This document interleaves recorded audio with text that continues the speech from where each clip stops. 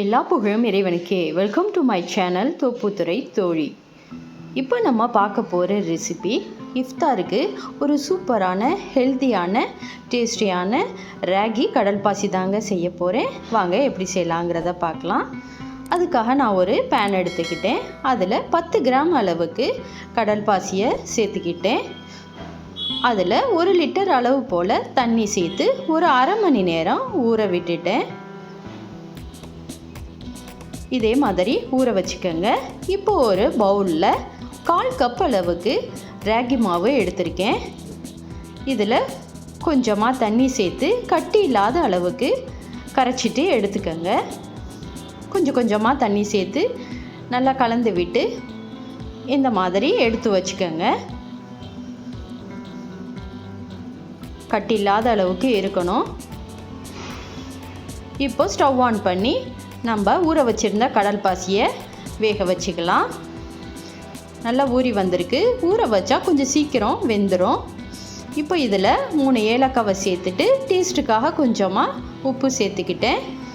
கடல் பாசி நல்லா கரைஞ்சி வரணும். இப்போ நல்லா கொதி வந்துருச்சு. இப்போ நல்லா கரைய விடுங்க. இப்போ பாருங்கள், நல்லா கரைஞ்சும் வந்திருக்கு, தண்ணியும் நல்லா வற்றி வந்திருக்கு. இப்போது நம்ம கரைச்சி வச்சுருந்த ராகி மாவை அதில் சேர்த்து விட்டுடலாம். சேர்த்து விட்டுட்டு நீங்கள் கட்டி இல்லாத அளவுக்கு நல்லா கலந்து விட்டுக்கிட்டே இருக்கணும். இப்படி எனக்கு செய்ய முடியல அப்படின்னு நினச்சிங்கன்னா நீங்கள் ராகி மாவில் 1 டம்ளர் அளவு போல் தண்ணியை சேர்த்து நல்லா கரைச்சிக்கிட்டு அதை தனியாக வேக வச்சு கூட நீங்கள் இதில் கலந்து விட்டுக்கலாம். அதுவும் உங்களுக்கு கட்டி இல்லாத அளவுக்கு இருக்கும். எது ஈஸியான மெத்தடோ அதே மாதிரி நீங்கள் செஞ்சுக்கோங்க. இப்போ இதில் 1/2 கப் அளவு நாட்டு சர்க்கரையை சேர்த்துக்கிட்டேன். இப்போ இதையும் அது கூட கலந்து ஒரு 2 நிமிஷம் கொதிக்க விடுங்க. இப்போ இது கூட ஒரு 1/4 கப் அளவுக்கு மில்க் மெய்ட் சேர்த்துக்கிட்டேன். டேஸ்ட்டு நல்லா இருக்குங்கிறதுனால சேர்த்துருக்கேன். நீங்கள் வேண்டான்னு நினச்சிங்கன்னா அதை ஸ்கிப் பண்ணிவிடுங்க. இப்போ இதையும் சேர்த்து நல்லா கலந்து விடுங்க.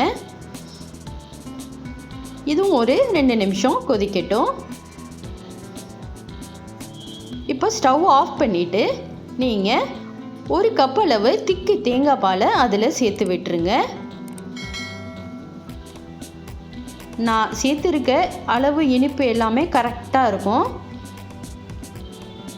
நீங்கள் இதில் அதிகமாக எதுவும் சேர்த்துக்க வேண்டாம். இப்போ அதை அப்படியே வடிகட்டி இந்த மாதிரி ஒரு பவுலில் சேர்த்து விட்டுக்கோங்க. ஏன்னா ஏலக்காய் இல்லைன்னா ராகி மாவில் சின்ன சின்ன கட்டியெல்லாம் இருந்தாலும் இருக்கும். அதுக்காக நம்ம இந்த மாதிரி வடிகட்டிட்டோன்னா உங்களுக்கு அதில் எல்லாமே வந்துடும். எதுவுமே இல்லை, நான் கட்டி இல்லாத அளவுக்கு நல்லா கரைச்சிக்கிட்டேன். இப்போ இதில் உள்ள சின்ன சின்ன பபிள்ஸ் எல்லாம் இந்த மாதிரி எடுத்து விட்டுக்கோங்க. கொஞ்சம் செட் ஆகினதும் பிஸ்தா, முந்திரி, பாதாம் இது எல்லாமே ஸ்லைஸ் பண்ணி வச்சுருந்ததை நான் அதில் கொஞ்சமாக சேர்த்து விட்டுக்கிறேன். நீங்கள் சாப்பிடும்போது டேஸ்ட்டு நல்லாயிருக்கும். சும்மா அட்டகாசமான கடல் பாசிங்க. இதை நீங்கள் இந்த இஃப்தாருக்கு ட்ரை பண்ணி பாருங்கள். நல்லா குளிர்ச்சி தரக்கூடியது, உடம்புக்கு ரொம்ப நல்லது. இதை ட்ரை பண்ணி பார்த்துட்டு எப்படி இருந்துச்சுன்னு கமெண்ட் செக்ஷனில் எனக்கு கமெண்ட் கொடுங்க. ஃபேமிலியோட என்ஜாய் பண்ணி சாப்பிடுங்க. இந்த ரெசிபி உங்களுக்கு பிடிச்சிருந்தா லைக் பண்ணுங்கள், ஃபேமிலி ஃப்ரெண்ட்ஸுக்கு ஷேர் பண்ணுங்கள், மறக்காமல் சப்ஸ்கிரைப் பண்ணுங்கள். அடுத்த வீடியோவில் சந்திப்போம்.